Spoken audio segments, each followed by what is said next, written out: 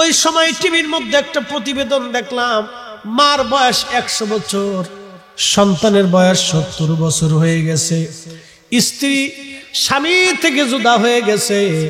লোকটা বলতেছে, মাকে খেদমত করতাম বিধায় আমার বিবি আমাকে তালাক দিয়ে চলে গেছে, আমি আর দ্বিতীয় স্ত্রী গ্রহণ করি নাই। একটাই চিন্তা, আমার মার সেবায় যদি করতে না পারলাম তো জীবনে স্ত্রী দিয়ে আমি আর কি করব। আমার স্ত্রী আমাকে অভিযোগ দিয়ে চলে গেল, আমি মার খেদমত করতাম বিদায় আমার স্ত্রী পছন্দ করত না, আমি আমার স্ত্রী তালাক দিয়েছি কিন্তু মা জুদা করতে পারি নাই। আজকে 70 বছর ধরে মার সেবা করি। চিৎকার মেরে জোরে বলবেন আল্লাহু আকবার। না না, আরো জোরে বলেন না ইয়া রাসূলুল্লাহ। ফরিদি সাহেব যত বড় বক্তা হোক না কেন, আল্লাহর কসম করে বলি, মা যদি বেজার হয় আমার বক্তাগিরির 4 পয়সাও মূল্য নাই। কথা বলেন ঠিক না বেঠে? বাজান, আমি বক্তা হইছি আমার মার দোয়ার কারণে, আমি বক্তা হইছি আমার মার দোয়ার কারণে। জীবনে আমার একটু খেদমতের সুযোগ হয়েছে, রান্না করা থেকে শুরু করে কাপড় ধোয়া পর্যন্ত মার খেদমত করতাম আমি। এই সুযোগটা আমার নসিব হয়েছে। জীবনে যত রুজি করছি মার হাতে আগে দিছি। মা যতদিন জিন্দা ছিল ব্যাংকের অ্যাকাউন্টও করি নাই, স্ত্রীর হাতেও আমি দেই নাই। যেখান থেকে যত দূর থেকে যাইতাম, বাজার থেকে ফল ফ্রুট কিনে নিয়ে আগে মার হাতে দিছি, স্ত্রীর হাতেও দেই নাই, সন্তানদেরও আগে দেই নাই, মার হাতে দিতাম। মা আমার জন্য দোয়া করে গেছেন বিধায় আল্লাহ আমার এই সম্মান দিয়েছে। এখন আমার রিজিকের কোনো কমতি নাই, কোনো অভাব নাই। খাবার আমার সামনে অহরহ পড়ে থাকে, খাওয়ার আর মানুষ নাই। মার দোয়া লাগবে, দোয়া কোন রজনীর দোয়া মঞ্জুর হবে জানি না, কোন রাতের দোয়া কবুল হবে জানি না। যুবক বলে দিয়ে যাই, জীবনে কামিয়াব যদি হতে চাও মার দোয়া লাগবে, দোয়া। আল্লাহর নবী বলেন, উম্মত 3টা জিনিস যদি দুনিয়াতে পাইতে চাও, 1 নম্বরে হায়াত, 2 নম্বরে দৌলত, 3 নম্বরে ইজ্জত, তাহলে তুমি তোমার মার সেবা করে যাও, মার খেদমত করে যাও, মার খেদমত করে যাও, মার খেদমত করে যাও। আল্লামা ইমাম জালালউদ্দিন সুয়ুতি রাহমাতুল্লাহি আলাইহি আল-হাবিলিল ফতোয়ার ভিতরে একটা ঘটনা লেখেন। মাসালিকুল হুনাফা বিওয়ালিদাইল মুস্তাফা, নবীজির আম্মাজান আয়েশা সিদ্দিকাকে নিয়ে নবীজি গেলেন। আমাদের আম্মাজান আয়েশা রাসূল কারীমের বিবি, নবীর আম্মাজানের রওজা মোবারক জিয়ারত করার জন্য। খুব মনোযোগ দেন। কিন্তু জিয়ারত করতে গেছে আবু আতেনা হাজুনে গেলেন। আল্লাহর নবী কাঁদতেছিলেন, ওইখানে শুধু আমাদের নবী এবং আম্মাজান আয়েশা ছিল। দুইজনে একটা গাধার পিঠে চড়ে গেছেন, স্বামী আর স্ত্রী। আল্লাহর নবী আম্মাজান আয়েশাকে পিছনে নিয়ে হাজুনে গেলেন। যারা মক্কা মদিনায় গেছেন তারা দেখেছেন, ওই যে মক্কার জাবলে আবু কুবাইস পাহাড়ের এইখান দিয়ে আবু জেহেলের যে ঘর, যেখানে বর্তমান বাথরুম করা হয়েছে, এইখান পিছন দিক দিয়ে একটা রাস্তা আছে। এই রাস্তা দিয়ে একটু আগাইলেই মসজিদের জিন পাবেন। জিনেরা এই মসজিদে নামাজ পড়ে। একবার জোরে বলা যাবে কি মারহাবা? জিনেরা নামাজ পড়ে মসজিদের জিন। যারা জিনকে অস্বীকার করবে ওরা কাফের। কারণ সূরা জিন আল্লাহ নাজিল করছে, দুনিয়াতে জিন আছে, জিনদের সাথে আমাদের কথা হয়। একবার জোরে বলবেন কি মারহাবা? অনেক ওলিদের দরবারে জিনেরা বসে সবক নিয়ে যায়। চতুরার হুজুর কেবলার কাছে বহু জিন মুরিদ ছিল, বহু জিনেরা উনার দরবারে বসে উনার কাছ থেকে শিক্ষা নিয়ে গেছে। কি কথা বলেন ঠিক কিনা? বহু আছে। আরবিতে একটা প্রবাদ আছে, শারফুল মাকিনা ওয়া শারফুল মাকান। শারফুল মাকানি ওয়া শারফুল মাকিন। কিছু জায়গার কারণে মানুষের দাম বাড়ে, কিছু মানুষের কারণে জায়গার দাম বাড়ে।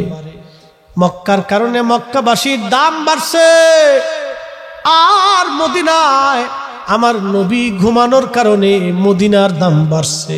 কি কথা কোন ঠিক কিনা? আর ফিলিস্তিনের দাম বাড়ছে বাইতুল আকসার কারণে। আহা, আর ওই বাইতুল আকসা একজন না দুইজন না, ওই বাইতুল আকসাকে কেন্দ্র করে আমার আল্লাহ 70,000 নবী পাঠাইছে। না না হয় না, আরো জোরে বলেন আল্লাহু আকবার। ইব্রাহিম নবী কি মুসলমান না ইহুদি? জোরে বলেন। মিল্লাত আবিকুম ইব্রাহিম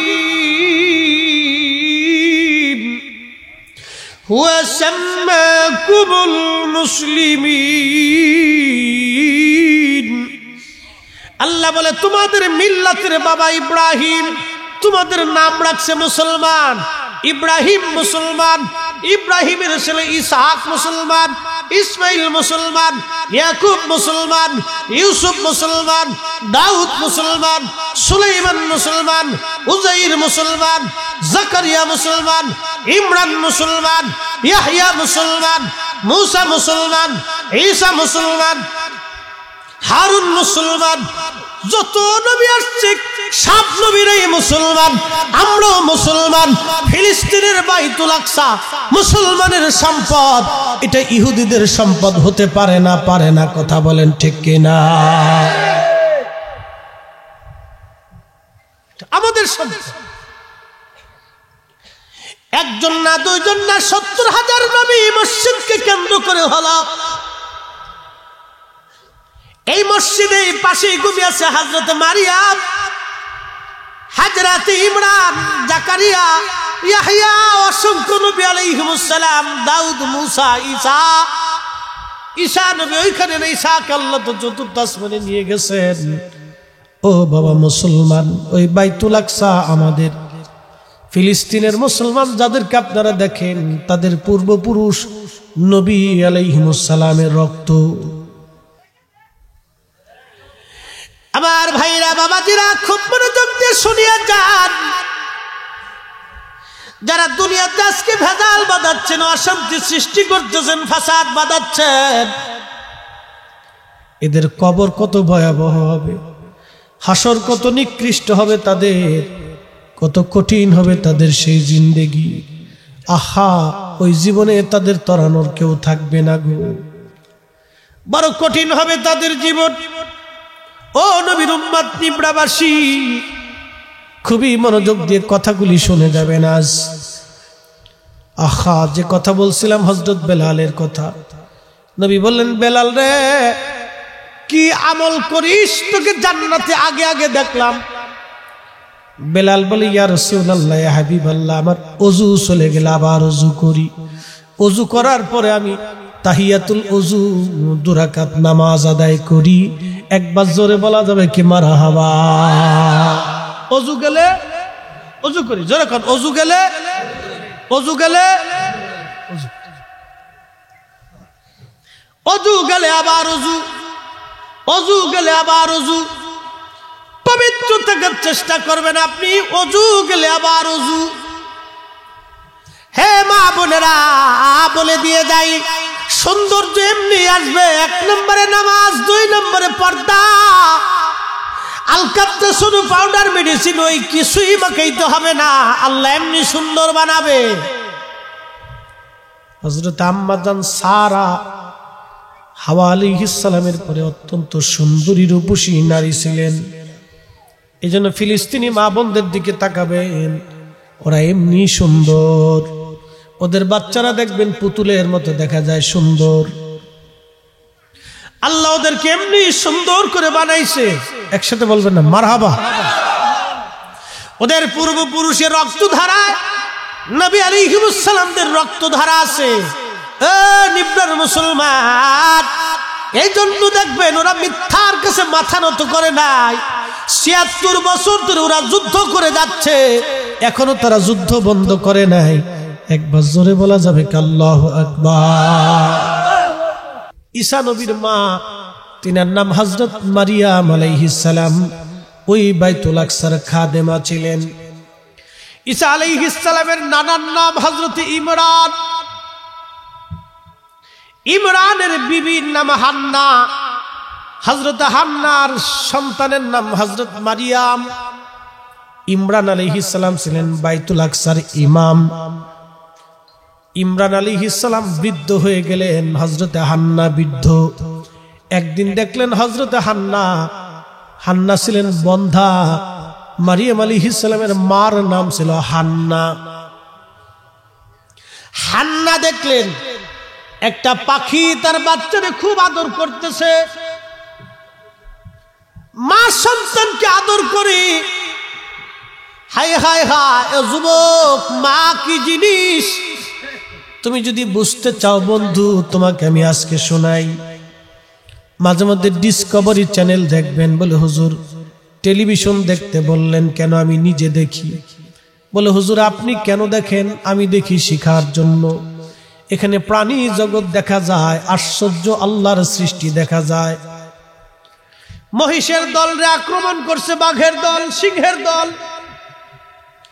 সব মহিষ প্রাণ বাঁচানোর জন্য ঊর্ধ্বশ্বাসে দৌড়ায় পালায়, কিন্তু একটা মা মহিষ তার ছোট্ট বাচ্চা দৌড়ায় পালাইতে পারে না। বাচ্চা পিছনে পড়ে যায়, সব মহিষ পালায় চলে গেল, কিন্তু মা মহিষ পালাইল না। আহা, চিৎকার মেরে বলবেন আল্লাহু আকবার। সব মহিষ দৌড়ে চলে গেল, মা মহিষ পালায় না। নিজের বাচ্চা বাঁচানোর জন্য মা বাঘের সাথে লড়াই করে, বাঘের সাথে মারামারি করে। একটা পর্যায়ে বাঘের সাথে সে পরাস্ত হয়, নিজের জীবন দিয়ে যায়। বাচ্চারে বলে যায়, সন্তান সব মহিষ পালাই চলে গেছে, আমি পালাই নাই রে বাচ্চা। আমি তোমারে বাঁচানোর জন্য আমি মা জীবন দিয়ে মাতৃত্বের প্রমাণ দিয়ে গেলাম, আমি মা। আল্লাহ রাসূল এই জন্য বলছে, উম্মতটি তোমরা শুনে রাখো, হে আমার উম্মত, তুমি কত বড়ই বুজুর্গ হও না কেন, মক্কা মদিনার ইমাম হও না কেন, পৃথিবীর বিরাট বড় শাইখুল হাদিস হও না কেন, তুমি যদি তোমার মা তোমার উপর অসন্তুষ্ট থাকে উম্মত, তোমার জান্নাত নসিব হবে না, জান্নাত নসিব হবে না, জান্নাত নসিব হবে না। কয়েকদিন আগে, কয়েক বছর আগে হাজিরা হজ করতে গেছে। হাজিরা হজ করতে যাওয়ার পরে আমার কাছে হাজী সাহেব নিজে বলতেছেন, ওই কাফেলার মধ্যে আমি ছিলাম। উনি বলতেছেন আমরা প্রায় 7 খানিক হাজি একসাথে হজে গেলাম। হাজি নিজে বলতেছেন আমি একসাথে হজে গেলাম। ওই কাফেলার ভিতরে জেদ্দা বন্দর নামার পরেই আমরা হোটেলে যখন ঢুকলাম, তখন 2 ভাই একসাথে হজে গেছিল। হঠাৎ করে 2 ভাই একসাথে অন্ধ হয়ে গেল। আমরা চিন্তায় পড়লাম, ব্যাপার কি, তারা অন্ধ কেন হলো? সৌদির বড় ডাক্তার দেখানো হলো, চোখের ডাক্তার। ডাক্তার বলল চোখে কোনো রোগ নাই, কিন্তু আল্লাহর বান্দা চোখে দেখে না। চোখে তো রোগ নাই, কিন্তু চোখে তো দেখে না, বাস্তব কথা বলতেছি। হজের সময় চলে তো আসতে পারে না। মুআল্লিম যিনি ছিলেন হুইল চেয়ার দিয়ে বিশেষ প্রক্রিয়া তাকে আলাদা করে তাদের 2 ভাইকে হজ করাইলেন। মদিনায় গেলেন, 8 দিন মদিনায় থাকা হলো, চোখের আলো খুলল না। মদিনার থেকে যখন বিদায় নিয়ে এয়ারপোর্টে আসছে, এয়ারপোর্টে আসার পরে বিমানে উঠছে। বিমানে ওঠার পরে চোখে আফসা আফসা দেখে। 6 ঘন্টা বিমান চলার পরে যখন বাংলাদেশে আসছে, তখন পুরা চোখটা তাদের ভালো হয়ে গেছে। হাজিরা ডাক দেয়া বলল, হাজিরা আমরা সবাই হজ করলাম, আমাদের চোখে সমস্যা হলো না, তোমরা 2 ভাই একসাথে অন্ধ হইলা। সৌদি আরব ঢোকার সাথে অন্ধ, বের হওয়ার পরে আবার চোখ ভালো হয়ে গেল। কারণ কি? জীবনে কোন অন্যায় করছো সেটা আজকে বলে দিয়ে যাও। এখনো আল্লাহর ফয়সালা দুনিয়াতে আছে রে। 2 ভাই চোখের পানি ছেড়ে দিয়ে কাঁদে আর বলে, হাজিরা জীবনের একটা ভুল আমাদের কাজে পর্যন্ত নিয়ে আসছি। আমাদের টাকার অভাব নাই, পয়সার অভাব নাই, বাড়ি গাড়ির অভাব নাই, খাবারের অভাব নাই, কিন্তু আমরা 2টা ভাই একসাথে একটা বড় অন্যায় করে ফেলছিলাম। আমাদের ঘরের মধ্যে মা বাবার জায়গা হয় না, বৃদ্ধাশ্রমে রাখছিল। 2 ভাই কাঁদতেছে আর বলে, হাজিরা বৃদ্ধাশ্রমে রাখছি, আমার খাবার অভাব ছিল না, বাড়ি গাড়ির অভাব নাই, কিন্তু মা বাবারে বৃদ্ধাশ্রমে রাখছিল। আজকে বুঝতে পারছি খোদার ঘর কেন দেখা হইল না, আমাদের নসিবে হইল না। সব হাজির আল্লাহর ঘর দেখছি, রাসূলের রওজা দেখছি, কিন্তু আমরা দেখার নসিব হলো না। কারণ কি? আমরা আজকে বুঝতে পারলাম কত বড় ভুল আমাদের হয়ে গেছে। আল্লাহর ঘর দেখার নসিব হলো না, রাসূলের রওজা মুবারকে গেলাম, দেখার সুযোগ আমাদের হলো না। আল্লাহর কুরআন বলতেছে, ইম্মা ইয়াবলুগান্না ইনদাকাল কিবারা আহাদুহুমা আও কিলাহুমা ফালা তাকুল লাহুমা উফফিন ওয়ালা তানহারহুমা ওয়া কুল লাহুমা কাওলান কারীমা। বিনয়ে বিনয়ে কথা বলো, বিনয়ী বিনয়ী ভাষা ব্যবহার করো, খুব নরম নরম কথা বলো, ধীরে ধীরে কথা বলো, খুব এহসান তুমি করো। তোমার পিতামাতা বৃদ্ধ হয়ে গেলে খুব দয়া করো। সন্তানের মায়া করে নাই, পরিবারের মায়া করে নাই, জীবনের মায়া বাদ দিয়ে দেশের ভালোবাসা। যেই মুক্তিযোদ্ধারা জীবন দিল দেশের গণতান্ত্রিক পদ্ধতিতে, তারা হলো আমাদের দেশের শ্রেষ্ঠ সন্তান।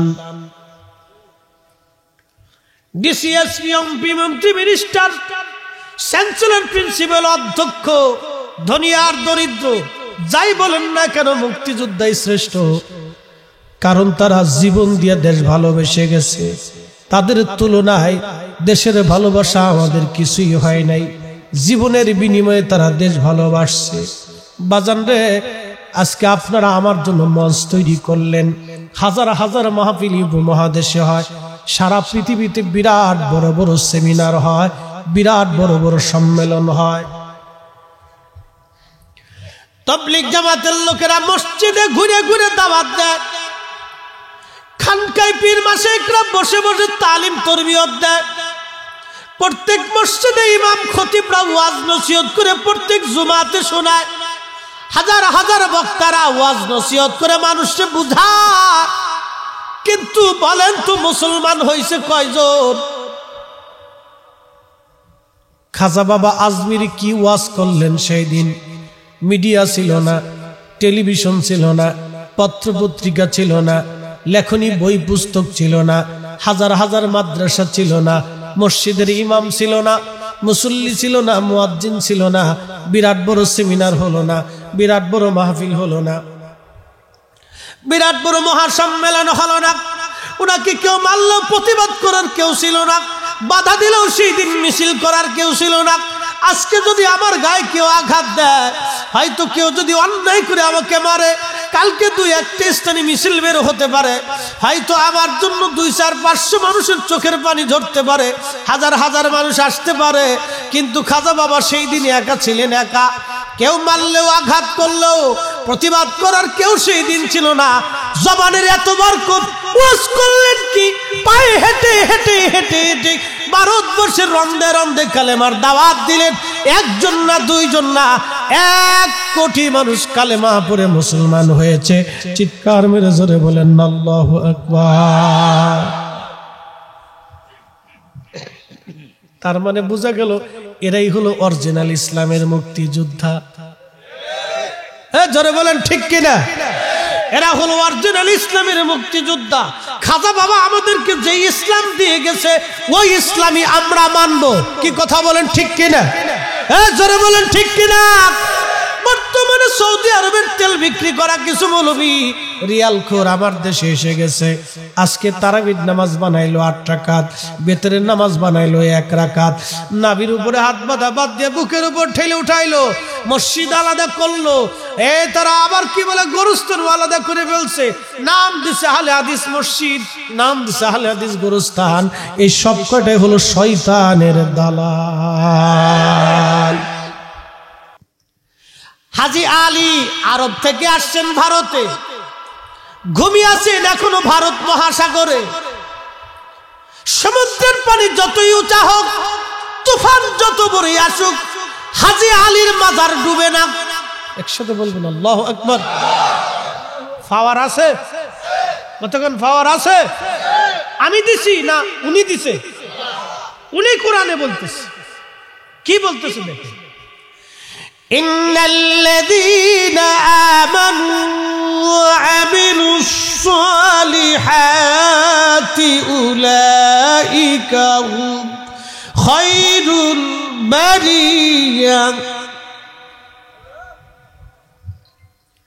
আমি বলি নাই, কোরআন বলতেছে। আমি দলিল দেই নাই, কোরআন দলিল দিয়েছে। একসাথে বলবেন মারহাবা। ইন্নাল্লাযীনা আমানু ওয়া আমিলুস সালিহাতি, আল্লাহ বলেন যারা ঈমানে পাকা, আমলে পাকা, ঈমানে পাকা, আমলে পাকা, উলাইকা হুম খায়রুল বারিয়া, तमाम সৃষ্টির মধ্যে তারা সেরা। চিৎকার মেরে জোরে বলেন না মারহাবা। तमाम সৃষ্টির মধ্যে তারা সেরা। আমি বলি নেই, আল্লাহ বলেছেন। এই জন্য অলিরা মাটির নিচে গেলেও তাদের দেহ পচে না, পোকায় খায় না, মাটিতে ধরে না, হাজার বছরও তাদের শরীর মাটিতে নষ্ট হয় না। প্রিয় নিব্রাবাসী, খুবই মনোযোগ দেন। কোরআন বলতেছে কুনতুম খায়রা উম্মাতিন উখরিজাত লিন-নাসি তা'মুরুনা বিল মা'রুফি ওয়া তানহাউনা আনিল মুনকার। আল্লাহ বলে তোমরা সর্বশ্রেষ্ঠ জাতি, তোমরাই শ্রেষ্ঠ জাতি, তোমরাই শ্রেষ্ঠ, তোমরাই শ্রেষ্ঠ জাতি। কেন তোমরা শ্রেষ্ঠ? মানুষকে ভালো কাজের জন্য দাওয়াত দিবে, খারাপ কাজ থেকে ফিরাবে। নবী বলছেন উম্মত তুমি যদি অন্যায় দেখো হাত দিয়ে প্রতিহত করো, যদি হাত দিয়ে প্রতিহত করার ক্ষমতা না থাকে জবান দিয়ে করো, জবান দিয়ে যদি না থাকে তাহলে অন্তর দিয়ে ঘৃণা করো। এটা দুর্বল ঈমানের পরিচয়। আমরা নিজেরা অন্যায় করি, অন্যায়কে আমরা প্রশ্রয় দিই। কি কথা কর না? ভাই বোনের জমি বুঝাই না, জমি দখল হয়ে গেল 30 বছর দেয় না ফেরত, জানে এই জমি আমার নাই, জমি অন্যর বেটা, কিন্তু তারপরেও ফেরত দেয় না। এই তো অবস্থা আমার সমাজ।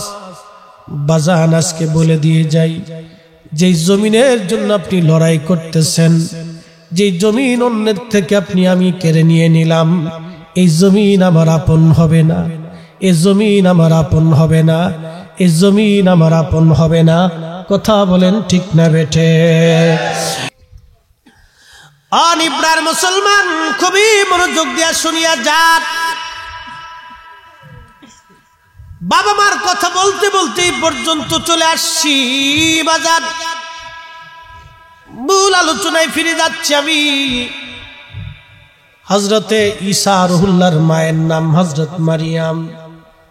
হযরতে হান্না বহু বছর হলো সন্তানাদি হয় না। আল্লাহকে ডাক দে বলে রব্বুল আলামিন, একটা সন্তান যদি তুমি আমারে দাও, বাইতুল আকসার খাদেম আমি বানাইবো। জোরে বলেন না মারহাবা। আমাদের দেশে অনেকে মানত করে যে আল্লাহ যদি একটা বাচ্চা দাও তো মৌলবি বানাও। হাজরাতে মারিয়াম আলাইহিস সালাতু ওয়াস সালাম জন্ম নিছে। হান্না বলে রব চাইলাম পুলা দিলা তুমাইয়া। আল্লাহ ডাক দে বলেন হান্না রে, তুমি যতই পোলা চাইছো, কিন্তু শুনে রাখো কোন অংশে ছেলেদের থেকে কোন সময় মেয়েরা কম হয় না, সমানে সমান হয়ে যায়। একবার জোরে বলা যাবে কি মারহাবা? অন্যান্য যারা আছে তারা বলে না, আমরা হক আছে, ইমরান তো আমাদের বন্ধু, আমাদেরকে দিয়ে দেন, আমরা ওকে লালন পালন করব, ওই মসজিদের খাদেম হবে, তার নিরাপত্তা আমরা দেব। তখন বদানুবাদ শুরু হয়ে গেল, ঝগড়া শুরু হয়ে গেল। আল্লাহ পাক ওহী করলেন, ও জাকারিয়া, ঝগড়ার কোনো দরকার নাই, তোমরা কলম ছেড়ে দাও, তোমরা লোহার কলম, যেই কলম দিয়ে তোমরা তাওরাত লেখো, ওই কলম তোমরা নদীর মধ্যে ছেড়ে দাও। যার কলম উজানের দিকে ভাসতে ভাসতে ভাসতে ভাসতে চলে যাবে, তার কাছেই আমার মারিয়ামের দায়িত্ব যাবে। একবার জোরে বলা যাবে কি মারহাবা।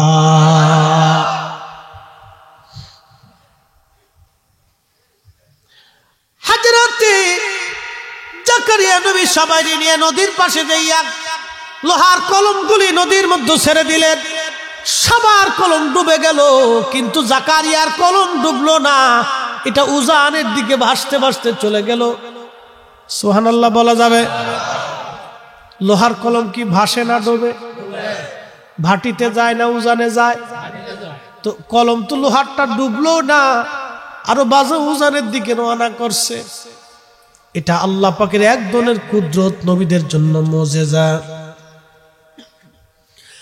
আল্লাহ নবীদের জন্য মুজিজা, আল্লাহর একটা কুদরত, একটা নিশানা, একটা নিদর্শন। এগুলি নিদর্শন আল্লাহর। আল্লাহ এরকম নবীদের ভিতরে নিদর্শন দিয়ে দেন। ওলি আল্লাহদেরকে আল্লাহ কারামত দেন, ওলিদেরকে আল্লাহ কারামত দেন, নবীদেরকে আল্লাহ নিদর্শন মুজিজা দেন। আল্লাহর কুদরত, নবীদের নবুয়াত, ওলিদের বেলায়াত, তিনটা শক্তি দুনিয়ার মধ্যে কাজ করে। একটা আল্লাহর কুদরতি শক্তি, আর একটা নবীদের নবুয়াতি শক্তি, আর একটা শক্তির নাম বেলায়াতি শক্তি। খাজা বাবা আজমেরি রাহমাতুল্লাহ আলাইহি, উনি আনার সাগরের পানি একটা লুটার ভিতরে আনছিলেন। একসাথে বলবেন সুবহানাল্লাহ। এই শক্তি কি পেশি শক্তি না আল্লাহর শক্তি? আল্লাহর শক্তি। এই শক্তি অর্জন করার জন্য খাজা বাবা বুঝি নামাজ ছেড়ে দিছে। জোরে কর না, নামাজ ছাড়ছে। এখন কেউ যদি নামাজ বাদ দিয়ে ফিরালি দাবি করে, তাহলে বুঝবেন এটা ফির না, এটা হলো আজাজি। আস্তে কনকে, জোরে কর। কেউ যদি নামাজ বাদ দিয়ে ফিরালি দাবি করে, তো এটা ফির না, এটা হলো আজাজি। আজাজি। কেউ যদি রোজা বাদ দিয়ে ফিরালি দাবি করে, বুঝবেন এটা আজাজি। সাবধান, আপনাদেরকে বলতেছি, কার মধ্যে শরীয়ত নাই, সে যদি আকাশ দিয়ে উড়ে, তাহলে বুঝবেন এটা জাদু। ওলিদের কারামত আসে হচ্ছে আল্লাহর সন্তুষ্টির মাধ্যমে, আল্লাহর খুশির মাধ্যমে, নবীর পরিপূর্ণ গোলামির মাধ্যমে। নবীর গোলামি ছাড়া কেউ ওলি হইতে পারে না। নবীর গোলামি ছাড়া কেউ ওলি হইতে পারে না। পরিপূর্ণ রসুলের গোলামি তার মধ্যে থাকতে হবে। আমার দিকে তাকা, হযরত ওমর রসুলের একজন সাহাবী। নীল নদের মধ্যে পানি নাই, প্রত্যেক বছরে নীল নদে জোয়ার আসত। ওই জোয়ার আসার জন্য ওই নীল নদের ওই জমানার কুফফার যারা ছিল, তারা একটা সুন্দরী রূপসী কুমারী মেয়ে, ছোট্ট মেয়েকে নিয়ে ওই নীল নদের পানির কাছে জবাই দিত। জবাই দেওয়ার পরে তার শরীর থেকে যে রক্ত পড়তো, রক্ত গড়ায় গড়ায় গড়ায় গড়ায় নীল নদের পানির মধ্যে পড়তো। পড়ার পরে আপনার নীল নদের জোয়ার আসত। এটা সত্য, নীল নদের জোয়ার আসত। মিশর যখন মুসলমানদের দখলে আসলো হযরত ওমরের আমলে, এখন এই জোয়ার আনার জন্য এর একটা সুন্দরী কুমারী রূপসী নারী নিয়ে ঢোল ডগর পিটাই পিটে একবারে খুব মানুষ, হাজার হাজার লোক আনন্দ ফুর্তি করে এই কুমারী নারী নিয়ে জবাই করার জন্য গেছে। আচ্ছা, আপনারা বলেন, ইসলামিক রাষ্ট্রে, আল্লাহর আইনে, খেলাফতে রাসূলুল্লাহ বলেছেন ফাআলাইকুম বিসুন্নতি ওয়া সুন্নাতিল খুলাফাইর রাশিদিনাল মাহদিন। আমি নবী সুন্নত মানবে, আমার খুলাফায়ে রাশিদিনের সুন্নত মানবে। হযরত ওমর রাদিয়াল্লাহু আনহুর প্রতিনিধি মিশরের গভর্নর, উনি বাধা দিয়ে বলেন, মিশরবাসী এই কাজ করা যাবে না, নিরীহ কুমারী একটা মেয়ে মরতে পারে না। একসাথে বলবেন আল্লাহু আকবার। নিরীহ কোন মেয়ে মরতে পারে না পানি আনার জন্য। মিশরবাসী বলল, দেখো আমরা প্রত্যেক বছর একটা কুমারী নারী জবাই দেই, এই পানিগুলি যাই, রক্তগুলি যে পানিতে মিশার সাথে সাথে জোয়ার আসা শুরু হয়। এখন তোমরা যদি বন্ধ করো তাহলে আমাদের জোয়ার এনে দিতে হবে। আমরা কুমারী হত্যা করব না, তাহলে তোমরা জোয়ার এনে দাও, নীল নদের পানির জোয়ার এনে দাও। গভর্নর চিঠি লেখছে, আমিরুল মুমিনিন, নতুন একটা মুসিবতের মধ্যে পড়ছি। মিশরের একটা কুপ্রথা, একটা প্রথা আছে, কুমারী নারী জবাই দিয়ে তারা নীল নদের জোয়ার আনে। এখন নীল নদের জোয়ার আসার সময় কুমারী নারী তারা জবাই দিতে গেছিল, আমি বাধা দিয়েছি, ইসলামিক আইনে এটা তো হারাম। আমিরুল মুমিনিন তারা জোয়ার চায়, পানির জোয়ার, কি করে জোয়ার আমি আনবো? এখন কোন বিহিত আপনি ব্যবস্থা করেন। হযরত ওমর রাদিয়াল্লাহু আনহু আঙ্গুল দিয়ে চিঠি লিখলেন। সুবহানাল্লাহ। আরো জোরে, আরো জোরে। পাওয়ার আসেনি? আঙ্গুলের পাওয়ার আছে? দেখেন মুসলমান আমির কি জিনিস। আমরা দেশের অনেক আমির সব মুইতেই পানি নেই। কি কথা কর না? অনেকে বিচার সালিশ করে আল্লাহর রাস্তে মাফ করে দিয়ে, অনেকে বিচার সালিশ করে মুইতে পানি নেন। যে বেটা মুইতে পানি নেয় না, হের দিয়ে কি ভালো বিচার আশা করা যায়? তো আল্লাহর ভয় তার অন্তরে নাই। আমি কথা খারাপ করছি, এটার অন্তরে তো আল্লাহর ডর নাই। ডর থাকলে তো মুইতে পানি লইতো। শিশুটি একটু পানি ফুনি মারতেছে, যা আল্লাহ আমি যে এই ওয়াকামটা করলাম, এখন এইটির ভিতরে পানি ফুনি না চাললে তো কি অবস্থা হবে। কবরের ভিতরে দুই কারণে কঠিন আযাব। ভাই কবরে যাওয়া লাগবে না? কথা কর না, লাগবে নি? আমারে কেউ ছাড় দিবে? আমি কোন ফিরের মুরিদ, এগুলো দিকে আল্লাহ আজরাইল ছেড়ে দিয়ে যাবো যে তুমি ওই আটটুসির মুরিদ, তুমি সরসিনার মুরিদ, তুমি সোনাকান্দার মুরিদ, তুমি ওই নেত্রকোনার রেজবি হুজুরের মুরিদ, তুমি আলা হযরতের মুরিদ, তুমি ওই তাহের শাহ হুজুরের মুরিদ, তুমি অমুক পীরের মুরিদ, তুমি সতরার মুরিদ। আজরাইল কবর যাইছে, চাচা তোমার ছেড়ে দিয়ে গেলাম। সুযোগ নাই, সুযোগ নাই। ও তোর পিছে পিছে ঘুরছে সমন, ও তোর পিছে পিছে ঘুরছে সমন, কোন দিন জানি তোর হয় সমন জারি। দেখ না মন ঝাঁক মারিয়ে দুনিয়াদারি, ঠিক কিনা? ভাই বন্ধু আপন জনা সঙ্গে তোমার কেউ যাবে না রে। ও তোর খালি হাতি একা পথে, ও তোর খালি হাতি একা পথে যাইতে হবে মন বেরি। দেখ না মন ঝাঁক মারি এই দুনিয়াদারি। ও তোর পিছে পিছে ঘুরছে সমন, ও তোর পিছে পিছে ঘুরছে সমন, কোন দিন জানি তোর হয় সমন জারি। দেখ না মন ঝাঁক মারি দুনিয়াদারি।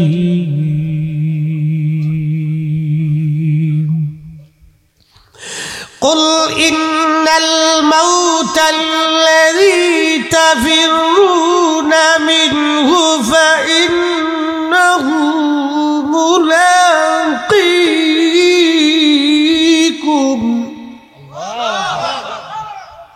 কষ্ট হচ্ছে আর 10টা মিনিট সময় আমাকে দেওয়া যাবে না ইনশাআল্লাহ একসাথে বলেন তো আল্লাহু আকবার না বেশি কষ্ট দেব না এইজন্য আমি কিন্তু মুকদ্দমা না দিয়ে একবারে সরাসরি ওয়াজে চলে গেছে টাইম কই না 1 ঘন্টা না আমি কারণ আমি মুকদ্দমা না দিয়ে আমি কিন্তু সরাসরি ডাইরেক্টে চলে গেছি কারণ বাকি যুগের সময় শেষ বাকি যুগে দেওয়া যাবে না পাবলিক চালাক হয়ে গেছে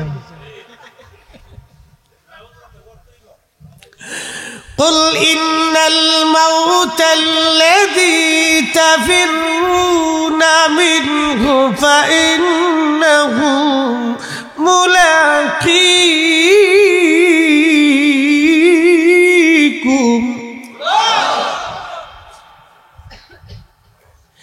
আল্লাহ বল হুজুর উম্মতকে জানান সৃষ্টি যেখানেই পালাক না কেন মরণ তার সাথে মোলাকাত করবে মরণ তার সাথে দেখা দিবে সুম্মা তুরাদ্দুনা ইলা আলিমিল গায়বি ওয়াশ শাহাদাত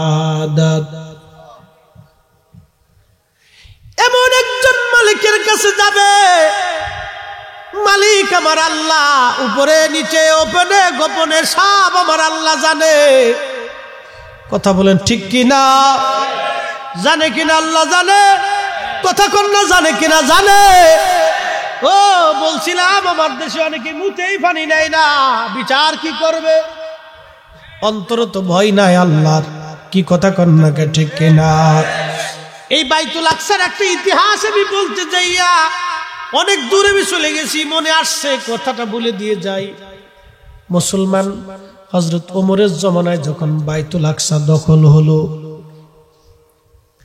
তখন খ্রিস্টানরা বলল আমরা তোমাদের কাছে কালেমা পড়ব না আমরা ওমরের হাতে কালেমা পড়তে চাই খ্রিস্টানদের যিনি প্রধান ছিলেন তার নাম কাবুল আহবার দুনিয়া জুড়া সবচেয়ে বড় পোপ ছিলেন তিনি ওই জমানায় খ্রিস্টানদের সবচেয়ে বড় ইমাম নাম কাবুল আহবার রাহিমাহুল্লাহ হযরত ওমরের কাছে তিনি কালেমা পড়েছিলেন হযরত কাবুল আহবার বললেন আমরা ওমরের হাতে কালেমা পড়ব প্রধান সেনাপতি চিঠি লিখছে আমিরুল মুমিনিন আপনি তাড়াতাড়ি আসেন হযরত ওমর রাদিয়াল্লাহু আনহু মদিনাতুল মুনাওয়ারা থেকে রওনা দিলেন বিরাট বড় সেনাবাহিনী নাই পুলিশ বাহিনী নাই গোয়েন্দা ডিভিশন নাই নিরাপত্তা চৌকি নাই কিচ্ছু নাই হযরত ওমর তার গোলামকে বলতেছে আসলাম রে তাড়াতাড়ি চল ফিলিস্তিনে যাওয়া লাগবে আজ বলে মনিব কি কি নিব বলে 1 মাস লাগবে যাইতে খাওয়া দাওয়া সামানা কিছু নেই উটের পিঠে চড়াই তবে একটা উট নিবি তুই আর আমি দুইজন ভাগাভাগি করে যাব একসাথে বলবেন আল্লাহু আকবার উট কয়টা মানুষ কয়জন খলিফা কে হযরত ওমর কত বড় খলিফা দেখেন Saudi Arab Oman Yemen Iraq Iran Qatar Dubai Lebanon Libya Bahrain এরপরে আপনার সিরিয়া মিশর এরপরে আপনার Tunisia Morocco Algeria Nigeria Sudan একসাথে বলবেন আল্লাহু আকবার এই পুরো অঞ্চলের তিনি খলিফা ছিলেন এই বিরাট অঞ্চলের যদি আল্লাহ আমরারে বাদশা বানাইতো তাহলে আমরা মনে আকাশ দিয়ে উঠতে থাকতাম এই কুজনে নেতামি ভাইয়া কি একটা ভাব লইছে কি কথা কর না বাবে ছুটি বাসনা সরকার একটু পাওয়ার হয়ে গিয়া বিরাট একটু অফিসার হয়ে বিশেষ কিছু এমন একটা ভাব লইছে বিরাট বড় কিছু মানুষের মানুষই মনে করবার চাই না কি কথা কর না মানুষের মানুষই মনে করবার চাই না হযরত ওমর এজন্য রাসূল বলেছে ফালাইকুম বিসুন্নতি ওয়া সুন্নাতিল খুলাফায়ে রাশিদিন আল মাহদিয়িন, আমার খলিফাদের আদর্শ মানবা। আল্লাহু আকবার, আল্লাহু আকবার, না একসাথে বলুন আল্লাহু আকবার। ওমর গোলামরে বলতেছে আসলাম একটা উট নিবি, নিচে সামানা টামানা কিছু খাওয়ান টাওয়ান রুটি মুটি এগুলো কিছু লয়ে রওনা দিচ্ছে। গোলাম উটের রশি ধরে রওনা, হযরত ওমর উটের পিঠে চড়া। কিছু মঞ্জিল অতিক্রম করার পরে হযরত ওমর উটের পিঠ থেকে নামছে, গোলাম রেখায় উটের পিঠে ওঠ। মারহাবা কর, মারহাবা। কিসের পিঠে ওঠ? গোলাম রেখা উটের পিঠে ওঠ। গোলাম কান দেখে মনিব কোন কি? আপনি আমিরুল মুমিনিন, খলিফাতুল মুসলিমিন, আপনি উটের পিঠে চড়বেন, আমি রশি ধরে টানবো। হযরত ওমরকে আমি উঠতে কইছি উঠ, তুই উটের পিঠে ওঠ। আমি যতক্ষণ উটের পিঠে চড়বো তুই ততক্ষণ উটের পিঠে চড়বি। আমি যখন উটের পিঠে থাকবো তুই উটের রশি ধরে চলবি, উটের খাওয়াবি, সামানা জোগাড় করবি, রান্না বান্না করবি, সবকিছু তুই করবি। আবার তুই যখন উটের পিঠে চড়বি আমি তখন উটের খাওয়াবো, উটের রশি ধরে টানবো, রান্না বান্না যা আছে সব আমি করবো। একসাথে বলেন আল্লাহু আকবার। আর আমার দেশে ঢাকা শহরের খয়রাতি বেডি, খয়রাতি বেডি আগে খয়রাতির ঘরের খয়রাতি ছিল, এখন কিছু পয়সা করিয়ে ঢাকার একটা বাড়ির মালিক হয়েছে। এই বাড়ির ঘরে আমার দেশে কত গরিব মানুষের মেয়ে কাজ করলে ওদের পিঠে টিপিতে জান শেষ করে ফেলাই দেয়। এই সমস্ত মহিলাদেরকে সরকারের উচিত 3 রাস্তার মোড়ে এনে সিটকিনের কথা দিয়ে কায়দা মতো ফিটাইয়া তারপরে মানুষের দেখানো বিচার করা। কথা কন ঠিক কিনা? বলো শুয়োরের চাইতে নিকৃষ্ট, এগুলো মানুষ হইতে পারে না, শুয়োরের চাইতে নিকৃষ্ট এগুলো মানুষ না। একটা বাবা তার মেয়েকে কখন কাজের মেয়ে হিসেবে দেয় বলেন তো? অসহায়ের কারণে, অভাবের কারণে একটা বাবা তার মেয়েকে কাজের মেয়ে হিসেবে আর এক বাড়িতে পাঠায়। বাপ ভাষা হারাই ফেলতে হয় মাঝে মধ্যে। কত নৃশংসতা, নীরবে গরিব বাচ্চা সহ্য করে, বলতে পারে না। পুলিশের কাছেও না, সমাজের কাছেও না, বাপ মার কাছেও বলতে পারে না। নীরবে নিভৃতে বছরের পর বছর সহ্য করে। বহু ফ্যামিলি আছে সুরের চাইতে নিকৃষ্ট, ওর মানুষ হইতে পারে না। আল্লাহর কসম করে বলি এই মাহফিল সুরের চাইতে নিকৃষ্ট। কথা বলেন ঠিক কিনা? জুলুম এই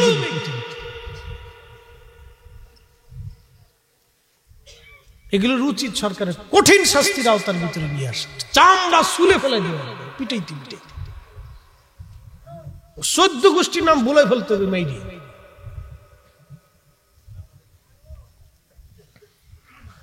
হযরত ওমর রাদিয়াল্লাহু আনহু খুবই মনোযোগ দিয়ে শুনে যান। গোলাম কাদের কা মনিব কি করে এটা হয়? মনিব ডাক দেখে না রে আসলাম গোলাম, কিয়ামতের মাঠ কায়েম হয়ে যাবে। আল্লাহু আকবার। আল্লাহকে তারা কি করে ভয় করতে? হযরত ওমর ডাক দেখে গোলাম রে কিয়ামতের মাঠে ওমর খলিফাতুল মুসলিমিনের পরিচয় দিয়ে মাপ পাবে না রে গোলাম, আমি খলিফা এটা দিয়ে মাপ হবে না রে গোলাম। তুমিও আল্লাহর দাস, আমিও খলিফা আল্লাহর দাস, তুমিও মানুষ আমিও মানুষ। তোমার যেমন অধিকার আছে আমারও একই অধিকার, সমান অধিকারে তুমি উটের পিঠে চড়বা, আমিও উটের পিঠে চলবো, ভাগে ভাগে হবে। কিয়ামতের মাঠে তোমার এই বিষয় নিয়ে আমি আল্লাহর আদালতে দাঁড়াইতে পারবো না। চিৎকার মেরে জোরে বলেন না মারহাবা। আল্লাহু আকবার। চিৎকার মেরে বলেন আল্লাহু আকবার। এইরকম মুসলমান আমাদের দরকার। কথা বলেন ঠিক কিনা? আল্লাহর ভয় কতটুকু অন্তরে থাকলে একজন খলিফা, এত বড় পাওয়ারফুল ব্যক্তি, রোম সাম্রাজ্য, পার্সিয়ান সাম্রাজ্যরা তার নামে থরথর করে কাঁপত, নাম শুনলি কাঁপত।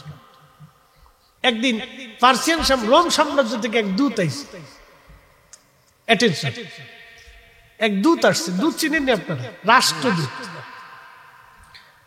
গাভীর দূত না, রাষ্ট্রদূত। এই রাষ্ট্রদূতে মদিনা আইসে মুসলমান জিজ্ঞা ওমরের প্রাসাদ কোন দিকে, তোমাদের মুসলিমের রাজপ্রাসাদ কোন দিকে? মুসলমান কয় তুমি করতে আইছো?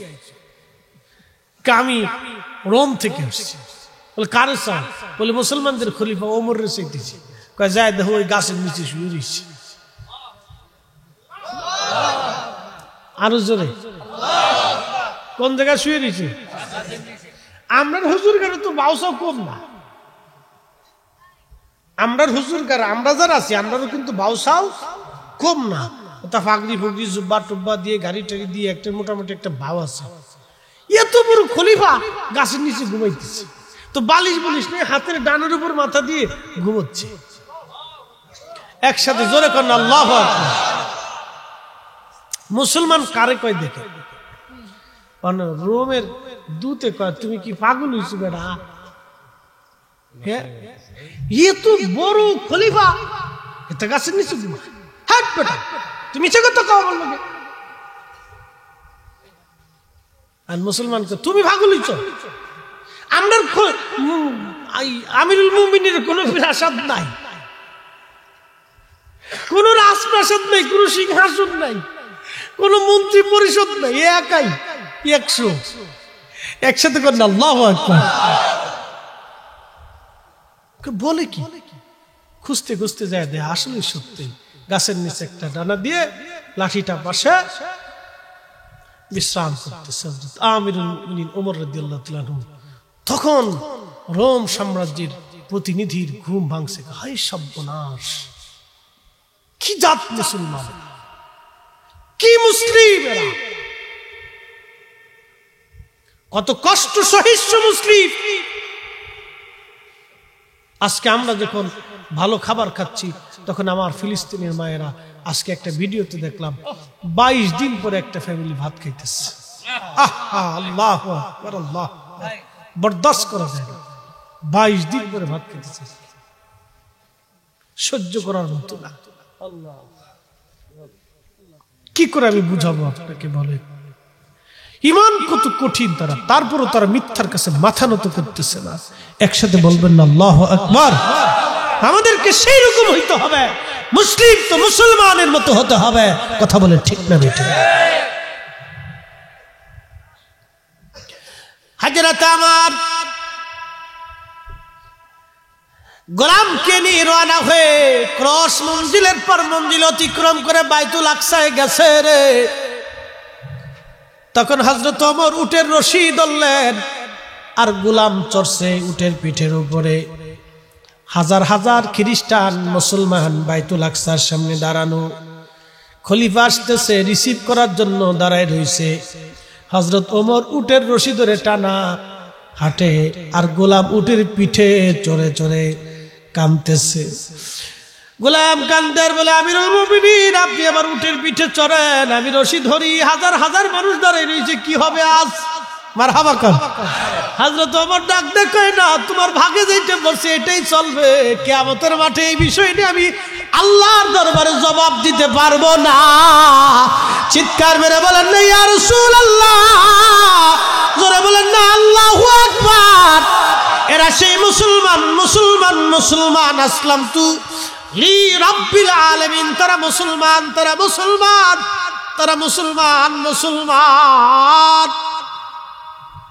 1 মিনিট ওয়াজ শেষ, বুঝে যান। যারা সরকারি সম্পদ, রাষ্ট্রীয় সম্পদ চুরি করে খায়, মনে কিছু নিয়ে না, সে সরকারি অফিসার হইতে পারে, আমলা চামলা যেই হোক। আমার দেশে অনেকে মসজিদের টাকাও চুরি করে খায়। সব জায়গায় খালি সরকারের দোষ দিলে হইতো না, পাবলিকেরও দোষ আছে। কি কথা ঠিক কিনা? আমার যে মসজিদে আমি এখন খতিব, 4 থেকে 5 হাজার মুসল্লি প্রত্যেক দিন, প্রত্যেক জুমাতে মিনিমাম 30-40 হাজার টাকা আসে। খালি এমনি ব্যাগের কালেকশন, এমনি দেয় মাসে 10 টাকা 20 টাকা করে, তাতে 30 হাজারও আসে, 40 হাজারও আসে। বুঝতে পারছেন তাহলে কি পরিমাণ মুসল্লি আছে? মতিলেখা হুজুর আগের যে সভাপতি সব ছিল, এতে জীবনে কোনোদিন হিসেব দেয়নি, খালি চুরি করত। আমি শুনিয়ে কাঁপতে কাঁপতে কোন কি আপনারা কমিটির সবাই বলতেছে এই দিয়ে আমরা চেঞ্জ করিয়া ভাঙ্গি চুরি দিয়ে নতুন করছি। আমি বললাম সর্বনাশ, আল্লাহর ঘরের জিনিস। চিন্তা করেন কি চোর, এটা চোর মানে আন্তর্জাতিক খ্যাতি সম্পন্ন চোর। শয়তান এরে দিয়ে হাসি আর কয় বাপ রে বাপ, তুই দিয়ে আমার সিটু বড় সিটা। শয়তানে কয় যে তুই আমার, তোর কাছে আমি ফেল হয়ে গেছি। আমি 9 লক্ষ বছর ধরে ইবাদত করছি, জীবনে বান্দ্রামি চিন্তা করিনি। আর তো 60 বছরের জীবনে তুই মসজিদের টিয়াও চুরি করে গেলিছিস। এখন আপনাদেরকে একটা প্রশ্ন করি, রাষ্ট্রীয় সম্পদ এটা 18 কোটি মানুষের হক, কথা ঠিক কিনা? 18 কোটি মানুষ এর সাথে জড়িত। একটা মানুষ যদি 1 টাকা ডাইনবাম করে, এই টাকাটা নিয়ে কিয়ামতের মাঠে আল্লাহর আদালতে মামলা হবে। আমরা যারা এখন আমরা বক্তা টক্তা পয়সা করি যাদের হয়েছে, আমার ট্যাক্স ফাইল আছে, আমি সরকারকে প্রত্যেক বছর আমার সম্পদ বুঝাইতে আমি ট্যাক্স দিয়ে দিই, কারণ আমি মুক্ত থাকি। কারণ সরকারের আইন, সে ট্যাক্স পাবে, আমি তারে দিয়ে দিই, এটা রাষ্ট্রের হক। কিয়ামতের মাঠে এইগুলি নিয়ে আমি দাঁড়ানোর টাইম আমার নাই। আবার যেটা জাকাত আসে, প্রত্যেক মাহে রমজানের শুরুতে আমি আমার দেশে যাই, নিজে কান্দে করে যাই পৌঁছাই দিয়ে জাকাত কমপ্লিট করে বুঝাই দিয়ে আসি। এটা আমার সিস্টেম। আমি ওই প্রচার টচার দিই না, আমি নিজে কাঁধে করে ভ্যান বেরিয়ে বেরিয়ে বাসায় বাসায় যার যার বাড়ি পৌঁছাই দিয়ে নিজে থাইকে বড় ভাইদেরকে নিয়ে দিয়ে আসি। এটা আমার আদত, অভ্যাস। তো আমি কারো দায়িত্ব দিই না, কারণ অনেকের দায়িত্ব দিলে 2 নম্বরই করে, মুখ সোহাসুই করে। হ্যাঁ, এরকম দেখছি, তোরে দিব না, তুই আমার তোরে একদিন আসতে করছিলাম, আমার ভাই কাম করতে করছিলাম, তুই করিস নি। বেডি মানুষ না, গ্রামের বেডি, তো চরিত্র আবার বেশি একটু সুবিধা না, বুঝছেন? পরে আমার ওয়াইফ একদিন কয়, তুমি যে এগুলো দাও, এগুলো এইরকম হচ্ছে। আমি তো সর্বনাশ মেরে ফেলছি রে, হাই হাই হাই, আমি তো মানুষের জিনিস মানুষেরই দিচ্ছি, ওখানে তো আমার কোনো হক নাই। কারণ জাকাত যদি 1 টাকাও আমার জন্য ফরজ হয়, তাহলে ওখানে কোনো আমার অধিকার নাই, এটা গরিব মানুষের হক। কি কথা ঠিক কিনা? ওখানে আমার 1 সেকেন্ডও অধিকার নেই। আমি সর্বনাশ, কও কি তুমি? পরে শেষে আমি নিজে যে উপস্থিত থাকি তার কাজ করি। তো খুব মনোযোগ দেন। 1 টাকার বিনিময়ে কিয়ামতের মাঠে আল্লাহর আদালতে মামলা শুরু হবে। 18 কোটি মানুষ এই মামলার বাদী, একজন মানুষ মামলার আসামি। হাই হাই হাই, বলেন এই লোকের কি হবে? তার জন্য জান্নাতুল ফিরদাউস খাড়াই দিচ্ছে, ঘুরে কইব যে আসেন, আপনি আসেন, তাড়াতাড়ি আসেন। 18 কোটি মানুষ আমরা তার বিরুদ্ধে মামলার বাদী, আর একজন আসামি। ফেরেশতারা কবে আল্লাহ এত বাদী, এর জুগাবো কেমনে? আল্লাহ বলবো ওর আমল থেকে আমলগুলি ওই বাদীদের আমল নামায় দিয়ে দাও। আমল দিতে দিতে 18 কোটি বাদীর আমল দিতে দিতে শেষ, আর আমল নাই, নেকি নাই, সওয়াব নাই। ফেরেশতারা কবে আল্লাহ নেকি টেকি কিচ্ছু নাই। আল্লাহ পাক বলবে তার ওর যত বাদীরা আছে, যারা পাওনা পাবে, তাদের গুনাহগুলি এই বেটার উপর চাপাই। বিচার কার? আল্লাহ। একসাথে বলে আল্লাহ। ঘুষ চলবে, আইনের ফাঁক ফোক করে বের হওয়ার সুযোগ আছে? নাই, এক কথায় শেষ। এই জন্য আপনাকে ওই দিনের কথায় আল্লাহকে ভয় করতে হবে। সেই দিনের চিন্তায় আপনাকে দুনিয়ার থেকে আল্লাহকে ভয় করে যাইতে হবে। আমার ওয়াজ এটাই, আমি হই আর আপনি হই। ফরিদি সাহেবের বক্তা দেখে আল্লাহ সুযোগ দিবে না। আমি বক্তা, ইমাম, হুজুর, দুনিয়াতে আপনি সুযোগ দিবেন, কিন্তু আল্লাহ আমাকে সুযোগ দেবে না। দুনিয়াতে আপনার মোহাম্মত আসতে পারে, আরে হুজুর মানুষ ভুল হয়ে গেছে, সাইডে দাও। কিন্তু আল্লাহ তো বিচারের কাঠগড়ায় আমাদের সবাইকে দাঁড় করাবে, ইনসাফ করবে, বিচার পারফেক্টলি হবে, ডানবাম হবে, একবারে পারফেক্টলি হবে। এক গরু আর এক গরুর বিরুদ্ধে মামলা করবে। কিসে মামলা করবে? গরু গরু আর এক গরুর বিরুদ্ধে মামলা করে করবে, আল্লাহ ওই দক্ষিণ পাড়ার গরু আমার গুতাইছিল। আল্লাহু আকবার কইলেন না? দক্ষিণ পাড়ার গরু আমার গুতাইছে। তো আল্লাহ ডাক দিবে, দক্ষিণ পাড়ার গরু তুমি গুতাইছিলে? ও হ্যাঁ আল্লাহ গুতাইছি। তাহলে তোমার যেইভাবে গুতাইছে তুমি এইভাবে গুতাই দাও, কিয়ামতের মাঠে ওইভাবে গুতাই দিবে। গুতাই দেওয়ার পরে আল্লাহ এই গরুদেরকে মাটি বানাই দিবে। তখন দুনিয়াতে যারা অকাম কুকাম করিয়া মানুষের হক টাক মাইরে টেনে দিয়ে আজি টাজি ফাজি টাজি হইয়া জিগিরাজগার চিল্লে মিল্লে মাইরে দিয়ে এখানে সেখানে দৌড়ে টোরে যাইয়া কিয়ামতের মাঠে ধরা টরা খাবে। এরা তখন হাত কামড়ার করবো, আহা কি আফসোস, আমরা যদি গরুর মতো হইতাম তাহলে আজকে মাটিও যেতাম, আজকে আমরা জাহান্নামে যাওয়া লাগতো না। খালি হাত কামড়ার আফসোস, আফসোস আমাদের জন্য আফসোস। বুঝতে পারছে? কোরআন শরীফ আল্লাহ এত ওয়াজ করতেছে, ربي فيقول ربي لولا أخرتني إلى أجل قريب।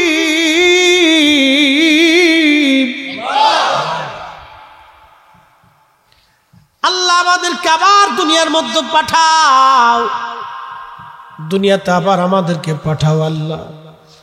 আল্লাহ বলবে না বান্দা, বলে ইউআখিরুল্লাহু নাফসান ইযা জাআ আজালুহা, দুনিয়াতে আর কোন সুযোগ নাই, আর সুযোগ নাই। ওয়াজ আমার শেষ। হযরত ওমর রাদিয়াল্লাহু আনহু উটের রশি ধরে টানে, হাজার হাজার মুসলমান আর খ্রিস্টান দাঁড়ানো, সবাই খ্রিস্টানরা মনে করছে উটের পিঠে যিনি তিনি আমিরুল মুমিনিন। সবাই দৌড়ে যে উটের পিঠে যিনি তারে ধরতে গেছে আমিরুল মুমিনিন আসেন। গোলাম কাদের কয় আমি আমিরুল মুমিনিন না। তাহলে কে আমিরুল মুমিনিন? বলে উটের রশি যিনি ধরে আছে উনি খলিফাতুল মুসলিমিন। তেলের গাড়ি তেলে চলে, হাওয়ার গাড়ি হাওয়ায় উড়ে, বিনা তেলে চালাই গাড়ি নবী সুলাইমান। আমরা সেই মুসলমান, আমরা সেই মুসলমান। খ্রিস্টানরা ডাক দেয় বলে বলো কি? আমিরুল মুমিনিন উটের রশি ধরে টানতেছে। তখন খ্রিস্টানরা কয় না, বুঝছি ইসলাম সত্য, নবী সত্য, ইনসাফ সত্য, বুঝছি আর দেরি না।